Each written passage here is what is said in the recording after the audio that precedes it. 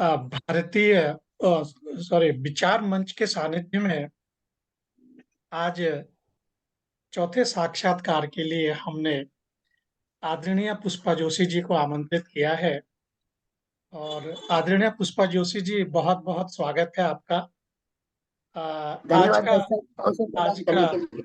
जी बहुत बहुत स्वागत। आज का हमारा विषय है वर्तमान समय में परिवार में बढ़ते हुए अलगाववाद के कारण और उनके परिणाम।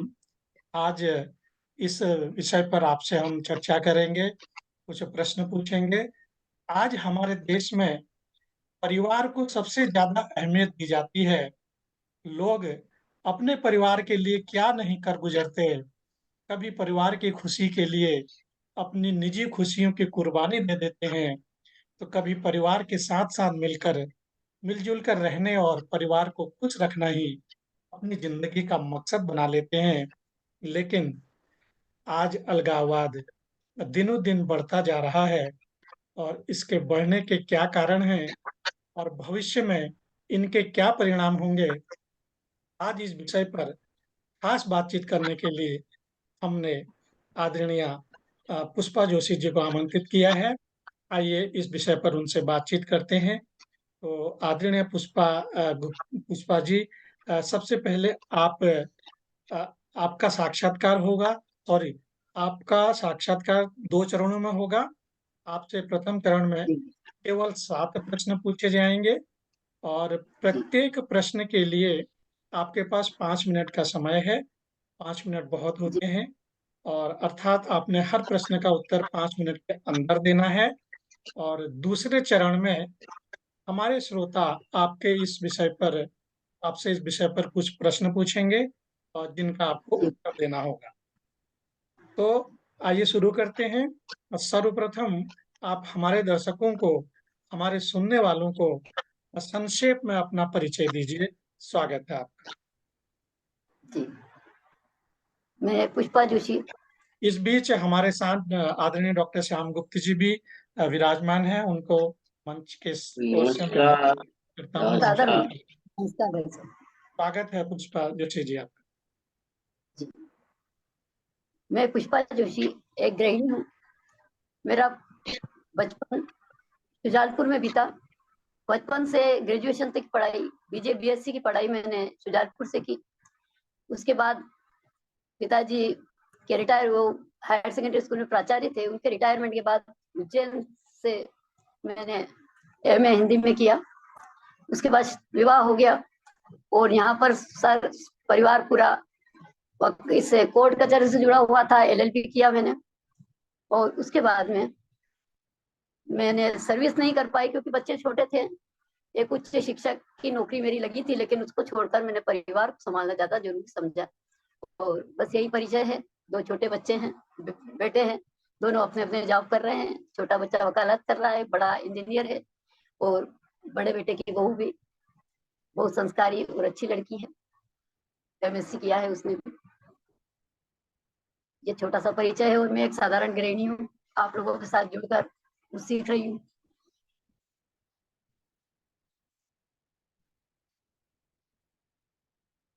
आवाज नहीं आ रही क्या? आवाज नहीं आ रही। हाँ, अब आ रही है। हाँ, तो जैसा कि बस आवाज आएगी नहीं मेरी? आ रही है, आपकी आवाज आ आवाज रही है। नहीं, परिचय दिया उस समय आ रही थी अभी। हाँ हाँ, आपकी आवाज आ रही है। आ रही है, आ रही है। जी जी जी बस। आपकी आपकी आ रही है। तो बहुत सुंदर आपने परिचय दिया अपना। और जैसा कि हमारा आज का विषय है वर्तमान समय में परिवार में बढ़ते हुए अलगाववाद के कारण और उसके परिणामों को रोकने के मुख्य उपाय। तो आपसे पहला प्रश्न सीधा सीधा ये है कि ऐसे कौन कौन से मुख्य कारण हैं जिनसे परिवारों में अलगाववाद बढ़ रहा है। जी बस। जी। जो एक व्यक्ति, परिवार की छोटी इकाई है, और परिवार समाज की इकाई है। परिवार अगर के सब लोग मिलजुल कर प्रेम से रहते हैं तो समाज भी खुशहाल रहता है। परिवार की सुख समृद्धि के लिए सबसे ज्यादा जरूरी है कि परिवार के लोगों के आपस में प्रेम और विश्वास हो, उनके अंदर सहन शक्ति हो, एक दूसरे के प्रति सम्मान हो और समर्पण का भाव। आज इन भावों का ही अभाव देखने को मिलता है। प्राय कोई भी रिश्ता हो उसमें एक सहनशीलता इतनी कम हो गई है कि हर बात बात पर विवाद इकट्ठे हो जाते हैं। यह रिश्ता चाहे पति पत्नी का हो, बाप बेटे का हो, माँ बेटे का हो, सास बहू का हो या भाई भाई का हो, सहन शक्ति बहुत कम हो गई है। होता यह है सब अपनी अपनी बात, अपना अपना राग लाते हैं, अपनी बात को ही सही मानते हैं और उस हिसाब से काम करते हैं। उन्हें लगता है कि जो हम कह रहे हैं सही है, दूसरे की बात सुनना ही नहीं, कुछ समझना ही। और यहाँ पर क्या होता है, एक बिखराव होता है। यहाँ एक अहम का भाव है, एक गुरुता का भाव है। और इसके कारण क्या होता है कि बिखराव की स्थिति आती है, लोग बात कुछ समझ नहीं पाते। जी। और हमारी पहचान हमारी संस्कृति से होती है, हमारे संस्कार से होती है। आज हम अपनी संस्कृति को भूलते चले जा रहे हैं। पाश्चात्य संस्कृति के चकाचौंध में इतने उलझ गए हैं कि भौतिक सुख के आगे और भौतिक सुखों के आगे पैसा जो है वो परिवार से बढ़कर हो गया है। और जहाँ परिवार के बीच में पैसों का लालच आता है, वहां स्वार्थ की भावना आती है। और स्वार्थ ने डेरा जमाया तो फिर तो बिखराव बिल्कुल निश्चित है। ये कुछ अलगाव के कारण है। एक कारण मैं की डिजिटल दुनिया को भी मानती हूँ। हर कोई व्यक्ति छोटे से लेके बड़ा तक इसमें उलझा हुआ है और उसमें व्यस्त है। उन्हें लगता है कि सारा संसार इस डिबिया में कैद है। आज मैं ये नहीं कहती कि हम मोबाइल देखें नहीं, मोबाइल का प्रयोग करना है, लेकिन कुछ और वो जरूरी भी है। लेकिन क्या है, कुछ समय अपने परिवार के लिए हमको निकालना चाहिए। परिवार पहले क्या होता था, परिवार में सब लोग बैठते थे, आपस में एक दूसरे से चर्चा करते थे, तो उससे उनका प्रेम बढ़ता था और भाईचारा बढ़ता था। एक दूसरे की समस्या सुलझाते थे, एक सहयोग की भावना पनपती थी, एक समर्पण का भाव जगता था। आज किसी के पास समय ही नहीं है, और जब समय नहीं है और कोई वार्तालाप ही नहीं होता है तो फिर क्या होता है, एक बिखराव की स्थिति पैदा हो जाती है। बहुत सुंदर आपने कारण उत्तर दिया। आपने कहा कि जी पश्चिमी सभ्यता और आज की जो टेक्नोलॉजी है वो हमारे परिवार के अलगाव का एक कारण है। आपसे दूसरा प्रश्न पूछते हैं कि कुछ ऐसे परिवार भी हैं जहां माता पिता और बच्चे गैरों की जिंदगी गुजारते हैं। खुद परस्ती इनकी सेल्फ मेड संस्कृति का हिस्सा है और बुजुर्ग माँ बाप को साथ रखना निजी जिंदगी में दखल अंदाजी माना जाता है।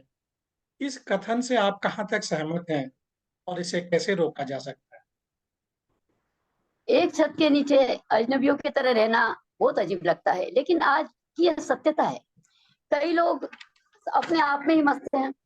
पिता सोचता है कि बच्चे उनसे बात करें, मैं बड़ा हूँ। बच्चे सोचते हैं आज हमको पिताजी के अनुभव की कोई जरूरत ही नहीं है, हम स्वयं बिल्कुल समर्थ हैं। अब यहाँ पर इन लोगों में वार्तालाप ही नहीं हो पाता है। यहाँ पर एक अहम होता है, इनमें एक खुद परस्ती है और उसके कारण एक जुड़ाव नहीं हो पाता है। तो घर में माता जो होती है वो चाहती है कि एक सेतु का कार्य करती है। वह चाहती है कि बच्चों में और उनके पिता में सामंजस्य स्थापित हो, और इसके लिए वो कोशिश करती है। लेकिन कभी कभी ये इस हद तक बढ़ जाती है इनकी खुद परस्ती कि वार्तालाप भी बंद हो जाता है। माँ भी थक जाती है कि भाई क्या करे, वो उदासीन हो जाती है। अब घर में बहू और बच्चों पर भी इसका प्रभाव पड़ता है। बहू पराए घर से आती है और घर में जब ऐसा माहौल दिखती है तो जुड़ नहीं पाती। बच्चे बेचारे इस माहौल से सहम जाते हैं, उनके विकास पर भी असर पड़ता है। अब जब घर का माहौल ऐसा है तो उसका फर्क तो आपस में बोलचाल इनकी बंद हो जाती है और रिश्ते जो हैं एक प्रकार से खोखले हो जाते हैं। इसके लिए सबसे पहली बात तो यह है कि बचपन में ही बच्चों को ऐसे संस्कार देना चाहिए, परिवार के साथ उनका मेल जोल हो।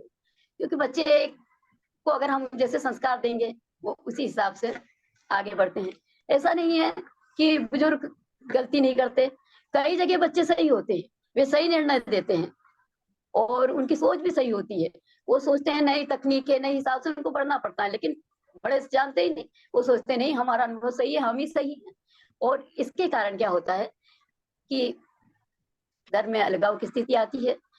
आपस में एक दूसरे का सामंजस्य समझें, बच्चे बड़ों के अनुभव से समझें, सीखें और बड़े भी हैं, वे आजकल की तकनीक के हिसाब से, आजकल के समय के हिसाब से बच्चों की परिस्थितियों को समझे और उस हिसाब से उसके अनुरूप विचार करें, तो घर में सामंजस्य भी स्थापित होगा और अच्छा रहेगा। आपने बहुत सुंदर बात बताई कि बड़ों को भी बच्चों के साथ सामंजस्य बना के रखना चाहिए और बच्चों को भी जो है उनकी बात समझनी चाहिए। बहुत सुंदर आपने जवाब दिया।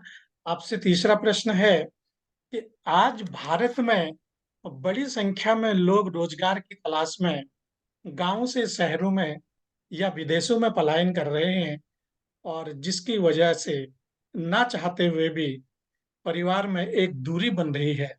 इस बारे में आप क्या कहेंगे और इसे रोकने के लिए आपके हिसाब से क्या विचार होने चाहिए, क्या उपाय होने चाहिए? बहुत सुंदर प्रश्न है। इसमें एक वाक्य है कि न जी, चाहते हुए भी वे रोजगार के लिए बाहर जा रही हैं। इसमें उसके बच्चों की मजबूरी हो सकती है, उन्हें अपने गांव में रोजगार नहीं मिल रहा है, या वो अपना प्रगति करना चाहते हैं, दूसरे देश में जा रहे हैं या दूसरे गांव में जा रहे हैं, तो रोजगार तो उन्हें करना है, क्योंकि भरण पोषण करना है, परिवार का करना है। लेकिन जहां तक अलग, ये एक प्रकार का भावनात्मक अलगाव नहीं है। अगर ये दूसरे देश में भी, दूसरी जगह भी जाते हैं, तो इनकी कोशिश यही रहनी चाहिए कि माँ बाप को अपने साथ रखें। और अगर माँ बाप अपने पैतृक देश को, गांव को छोड़कर जाना नहीं चाहे और शरीर से सक्षम है, तो उनकी पूरी तरह से ये व्यवस्था करके जाएं, उनकी समुचित व्यवस्था करें। उन बाहर रहने पर भी अगर फोन से उनसे संपर्क बनाए रखें। आजकल तो वीडियो कॉल की सहूलियत है, तो वीडियो कॉल से सहूलियत करें।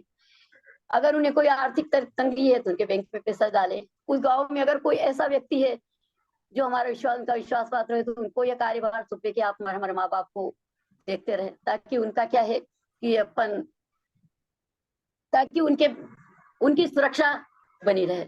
और आपस में एक दूसरे से वार्तालाप और संपर्क बराबर बनाए रखें। अगर माता पिता उनके साथ जाना चाहते हैं, तो उन्हें बराबर ले जाएं। शरीर से जब तक सक्षम है, जब तक तो माँ बाप अपना काम कर लेते हैं, लेकिन जब वो अक्षम हो जाते हैं, उस स्थिति में या अब कोशिश करें कि अपने माँ बाप को अपने साथ ही रखें। थोड़ा सा मुंह छोड़कर या तो माँ बाप के पास आ जाए, या क्योंकि माँ बाप को देखना तो है।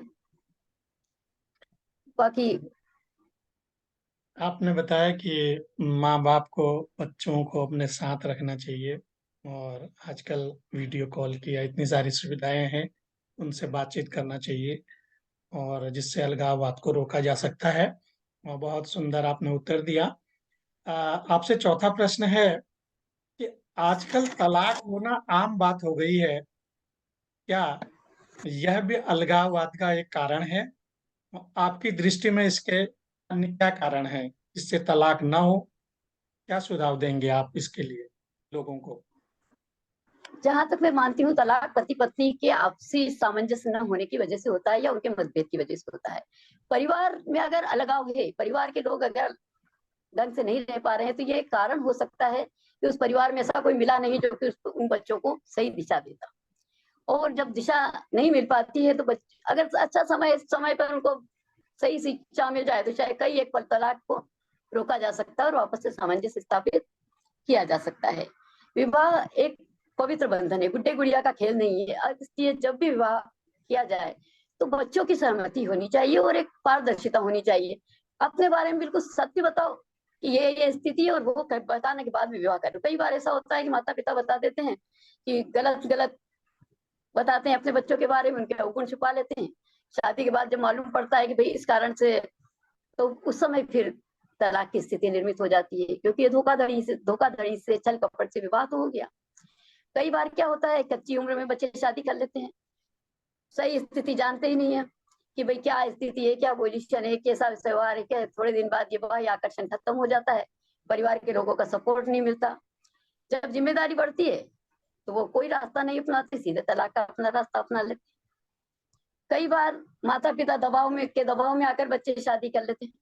यहाँ पर उनमें वास्तविक प्रेम नहीं होता और विघटन हो जाता है। अब कई एक कारण है तलाक के कि आपस में सामंजस्य नहीं होता। भाई इसने माता पिता को वो नहीं किया, हमारे माता पिता का सम्मान नहीं किया, सास ससुर का सम्मान नहीं किया। और कई एक कारण है। कई बार घर के लोग बेटे बहू के साथ भेदभाव कर देते हैं, कई केवल बहू का पक्ष सुना है या बेटे का पक्ष नहीं सुना। तो घर के बड़े हैं, उनको बराबर दोनों का पक्ष सुनना चाहिए और उसके हिसाब से काम करना चाहिए। कई बार बाहरी लोगों की दखलंदाजी होती है, उसके कारण भी ये परिवार बिखर जाते हैं। इसलिए बाहरी लोगों का इंटरफेयर न हो। कई बार पहले क्या होता था, बच्चियों को शिक्षा देते थे, बेटा तुम जा रहे हो, ये परिवार तुम्हारा है, अपने अपने आपस में मिलकर सुलझाना, तुम्हारी कोई समस्या है, यह परिवार तुम्हारा है। आजकल तो क्या होता है, समस्या मालूम ही नहीं पड़ पाती कि क्या समस्या है, क्या हो रहा है, बाहर के लोग आके सजेशन देने बैठ जाते कि भाई ये सलाह दे देते हैं कि ये हो गया ठीक।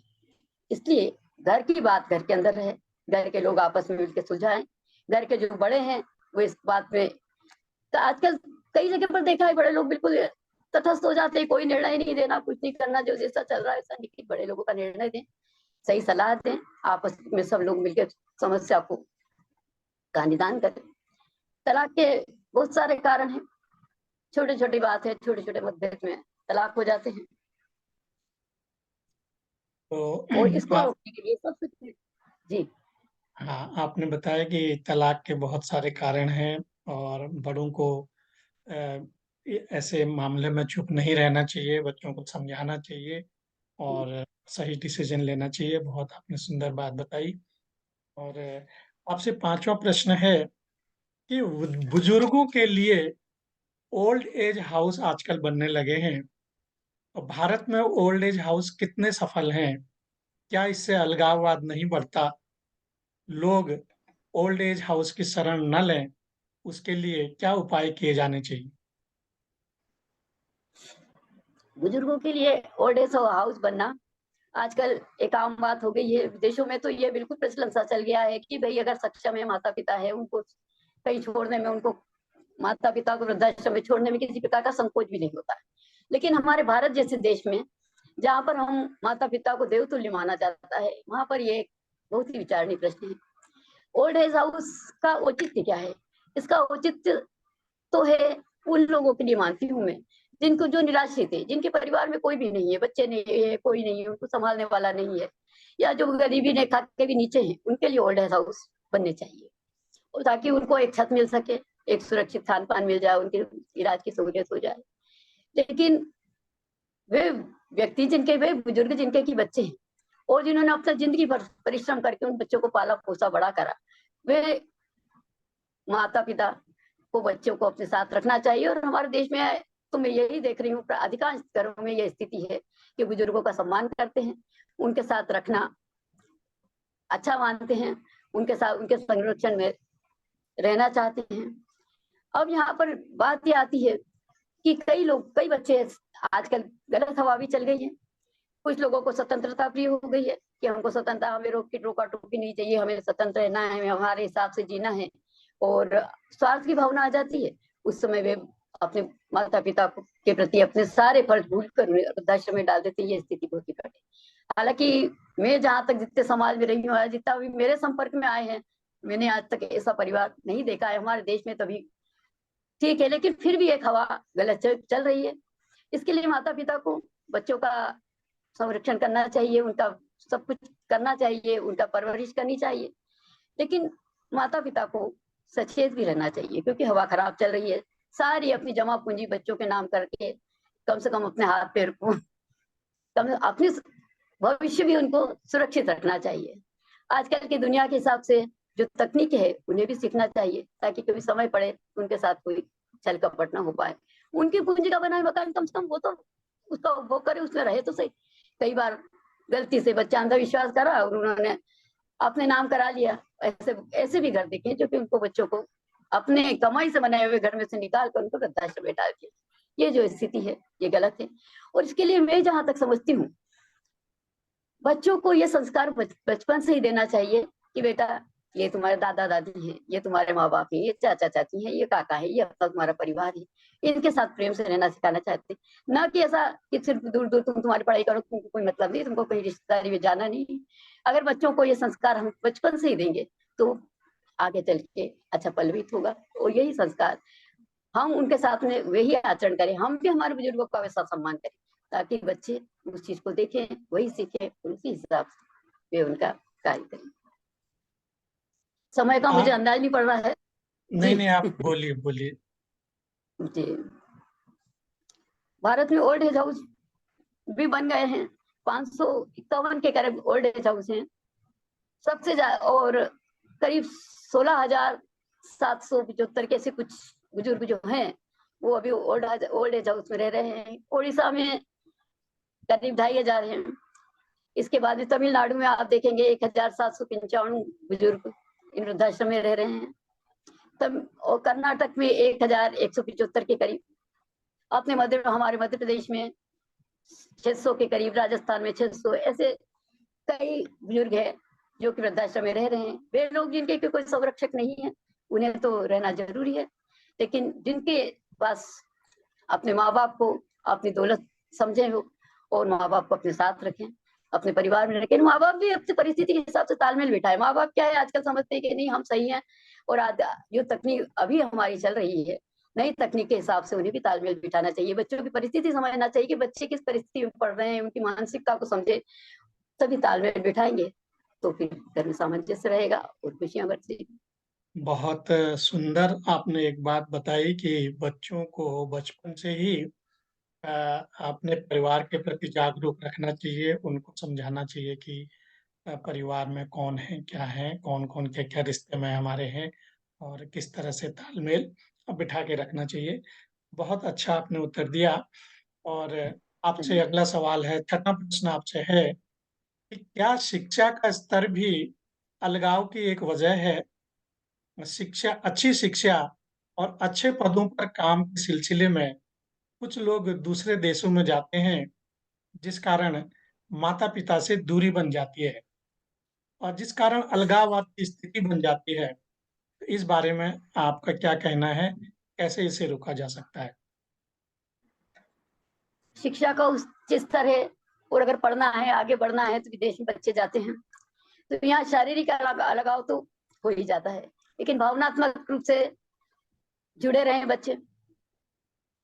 उच्च शिक्षा के लिए कई बच्चे बाहर जा रहे हैं, पढ़ रहे हैं और वहां नौकरी कर रहे हैं। कई बच्चे ऐसे हैं जो अपनी इच्छा से जाते हैं, और कई जगह पर यह देखा जाता है कि माता पिता की ये महत्वाकांक्षा होती है कि हमारे बच्चे अच्छे पैकेज पर जाएं, अच्छा पढ़ाई करें, विदेशों में जाएं, अच्छा उनका नाम हो, और वो उसमें बच्चे बचपन से ये संस्कार डालते हैं, ऐसी महत्वाकांक्षा उनके पे, तुम्हें पढ़ना है, तुम पढ़ो, तुम्हारा ये लक्ष्य है और तुमको इस हिसाब से पढ़ाई करना है। कई बार तो ये भी देखने में आता है कि बच्चे कहते हैं तुमको कहीं की रिश्तेदारी में जाने की जरूरत नहीं है, तुम्हारा ये लक्ष्य है, तुम यहाँ पढ़ो और पढ़ाई करके कुछ अच्छा बनना है। अगर परिवार में कोई तब बाधा होती है तो उन बच्चों को डाल देते हैं हॉस्टल में कि वहां जाके केवल एकाग्रचित्त से पढ़ाई करो। अब जो समय बच्चों का होता है कि अपने माता पिता से उनका लगाव जुड़े, माता पिता की स्थिति को समझे और माता पिता से भावनात्मक संबंध बनता है, उस समय में तो वो पूरा कभी ट्यूशन है, पढ़ाई है और उसमें लगे रहते हैं, फिर सर्विस में लग जाते हैं। यहाँ भावनात्मक जुड़ाव मुश्किल होती है और बच्चे विदेशों में चले जाते हैं, कई बार भी अपनी इच्छा से जाते हैं, उनकी इच्छा होती है, माँ बाप न चाहते हुए भी बच्चों को वहां भेजते हैं, भाई जाओ। दोनों ही स्थिति में, देश में रहो परदेश में रहो, अपने माता पिता का ध्यान रखो, माता पिता से संपर्क बनाए रखो। शारीरिक रूप से आप मदद नहीं कर सकते हो तो भावनात्मक रूप से उनसे जुड़ते रहो, भावनात्मक रूप से जुड़े रहो, हर बार उनसे संपर्क में रहो। आर्थिक मदद भी जितनी करो, हो सके तो किसी को उनके लिए मुकर्रर करो कि भाई जो तुम्हारे विश्वास पात्र हो कि मैं हमारे माता पिता का ध्यान रखूं, या जो उन्हें अपनापन लगे, उन्हें ऐसा नहीं लगे कि हम अकेले पड़ गए हैं। जब तक उनमें शारीरिक क्षमता है तब तक ठीक है, वो अपने हिसाब से काम कर रहे हैं, वो भी खुश हैं, आप लोग आप खुश हैं। लेकिन अगर केवल दौलत के पीछे भागते रहोगे, इधर वृद्ध माँ बाप हैं, उनको संभालने वाला कोई नहीं है, ऐसी स्थिति में या तो ये जतन करो कि उन्हें अपने साथ ले जाओ, या बनती कोशिश में तो यही चाहती हूँ कि वहां से अपना पूरा विकास करें, अपने बौद्धिक स्तर को सुधारें, कुछ धनार्जन करें, जो भी हो, और अंत समय में माँ बाप के पास में अपने देश में ही आ जाए, देश में की मिट्टी से, अपनी संस्कृति से जुड़ जाए। मेरी ये अपनी एक व्यक्तिगत मान्यता है, इसको आप लोग अगर कोई गलत समझे तो बात है, क्योंकि अगर देश की नागरिकता ग्रहण कर ली है विदेशों की तो फिर थोड़ा सा कठिन स्थिति हो जाती है। देश देश है हमारा और देश की मिट्टी से हम जुड़े रहें। बहुत सुंदर बात आपने कही कि हम अपने देश की मिट्टी से जुड़े रहें और शिक्षा का स्तर चाहे कोई भी हो और चाहे लोग कहीं भी जाएं, अपने देश को ना भूलें। अगर ये भाव उनमें रहेगा तो अलगाववाद की स्थिति शायद ना बने, और अगर उनको देश से प्रेम होगा तो अपने माता पिता से भी प्रेम होगा। बहुत सुंदर बात आपने बताई। अब आपसे अंतिम प्रश्न है कि आने वाले समय में अलगाववाद का समाज पर क्या असर पड़ेगा? समाज पर इसका असर ना पड़े, इसके लिए क्या-क्या करना चाहिए? मनुष्य एक सामाजिक प्राणी है। उसका पूरा विकास जो होता है, बौद्धिक विकास है, मानसिक विकास है, शारीरिक विकास, कई एक विकास जो समाज से जुड़ने पर ही होते हैं। कई बार ऐसा होता है कि जब परिवार में अलगाव होता है, तो वो परिवार समाज से कट जाता है। समाज में जाने में उसे संकोच होने लगता है कि लोग बाग में हमारे बारे में क्या कहेंगे, किस तरह की बातें करेंगे, परिवार के बारे में पूछेंगे, और वो आत्म केंद्रित हो जाता है। अगर वहां पर समाज में जाते भी हैं, तो वहां पर सबसे एकदम से घुल मिल नहीं पाते, उदास से रहते हैं, परेशान रहते हैं। इसलिए अगर समाज की उन्नति चाहिए, तो समाज के लोगों को भी, अगर कोई परिवार ऐसा है तो उसको उसकी अपने साथ जोड़ने की कोशिश करना चाहिए। ऐसा नहीं कि अगर नहीं आ रहे कोई बात नहीं, समाज को जोड़ो, समाज उस परिवार को अपने साथ जोड़े, क्योंकि हवा फैलती है, एक परिवार, दो परिवार, तीन परिवार, एक फैलता चला जाता है। ये जहर है अलगाव का। वैसा अलगाव के जहर को अगर मिटाना है, तो इसको शुरुआत में ही इसको समाप्त कर दें। जो परिवार नहीं आ रहा है, उसे अपने प्रेम से, सहयोग से अपने साथ मिलाए। उनसे ऐसी कोई बात न करे कि वो उससे कि उनके परिवार का कोई ऐसी बात करे कि जिससे उनको दुख हो या कोई तकलीफ हो। क्योंकि अगर परिवार जुड़ेंगे ही नहीं, तो समाज कैसे बनेगा? सारे परिवार आपस में मिलजुल कर रहें, एक प्रसन्न चित्त से आए, प्रसन्न मन से आए, नई ऊर्जा को लेकर आए, नए मनोभाव लेके आए, नए विचार लेके आए, विचारों का आदान प्रदान होगा, आपस में जुड़ाव होगा, और सामूहिक रूप से कई समस्याओं का समाधान भी हो जाता है। समाज में सब हम लोग जुड़ते हैं, तो कुछ परमार्थ के कार्य भी सहयोग से हो जाते हैं। हमारे कार्य भी हैं जो समाज के उससे मिल जाते हैं। एक मनोरंजन होता है, कोई एक कार्यक्रम होते हैं, कोई सांस्कृतिक है, कोई साहित्यिक है, कोई खेल कूद है, तो इससे मानसिक स्तर भी बढ़ता है बच्चों का, परिवार का, लोगों का, बच्चों का, परिवार के बच्चे जो हैं उनका मानसिक स्तर बढ़ता है, हमें भी खुशी होती है। और जब स्वस्थ समाज होता है, तो कई बार ऐसा होता है कि जो परिवार में अलगाव भी दूर हो सकती है, एक सामंजस्य स्थापित हो सकता है। लगता है कि ये परिवार में इतने लोग आ रहे हैं, ये लोग प्रेम से रह रहे हैं, हम क्यों नहीं रह सकते? कभी कभी भावनाओं का इस तरह से भी संचार होता है, और एक सामूहिक स्थापित होती है। इसलिए समाज में ये असर ना हो, और समाज विकृत न हो, समाज में ये बीमारी का दंश न फैले, क्योंकि समाज, अगर परिवार सारे रुग्ण होंगे तो समाज भी रुग्ण हो जाएगा, समाज की गतिविधियां ही कम कम हो जाएगी। इसलिए चाहिए कि सब समय सबको समेट के रखे। समाज के जो कार्यकर्ता है, समाज के जो लोग हैं, प्रबुद्ध व्यक्ति हैं, वे सारे परिवारों को जोड़कर रखे। उनकी समस्या अगर कुछ है, अगर हो सके तो उसका समाधान करें। जहाँ तक मेरा बहुत विचार है। बहुत सुंदर बात आपने बताई कि हम लोग समाज के अभिन्न अंग हैं और बिना समाज के हमारे बहुत सारे कार्य नहीं होते हैं, और इसलिए हमें समाज से जुड़कर रहना चाहिए। और बहुत सुंदर आपने प्रश्नों के जवाब दिए, और इसके साथ आपके प्रश्न समाप्त होते हैं। और ये सही है कि अलगाव के अगर नुकसान हैं तो फायदे भी हैं, और अलगाव किसी भी व्यक्ति को समाज में अपनी पहचान बनाने और अपनी शर्तों पर जिंदगी जीने का मौका देता है। और जो अल्पसंख्यक समुदाय के लोग एक दूसरे के ज्यादा करीब रहते हैं, उनके यहाँ बड़े परिवार भी एक छत के नीचे रहना पसंद करते हैं, और उनमें अलगाववाद को बढ़ावा नहीं मिलता। तो बहुत ही सुंदर परिचर्चा आपसे रही, और इस बीच हमारे साथ धन्यवाद। आदरणीय धन्यवाद। सुषमा गुप्ता जी भी जुड़े हैं। सुषमा जी, आपको नमस्कार। और पुष्पा गुप्ता जी भी हमारे साथ जुड़ रही हैं। और पुष्पा जी, आपका स्वागत है। और प्रश्न आपके जुड़ते ही प्रश्नों का ये सिलसिला समाप्त होता है। अब हम इस वीडियो को समाप्त करके दूसरे वीडियो में मिलते हैं, और उसमें आदरणीय डॉक्टर साहब, सुषमा जी और पुष्पा गुप्ता जी जरूर जुड़िएगा। तीनों आपसे प्रश्न करेंगे और आपने इनके प्रश्नों के उत्तर देने हैं। बिल्कुल, मैं दूसरा लिंक आपको भेजता हूँ, उसमें जुड़ते हैं। नमस्कार।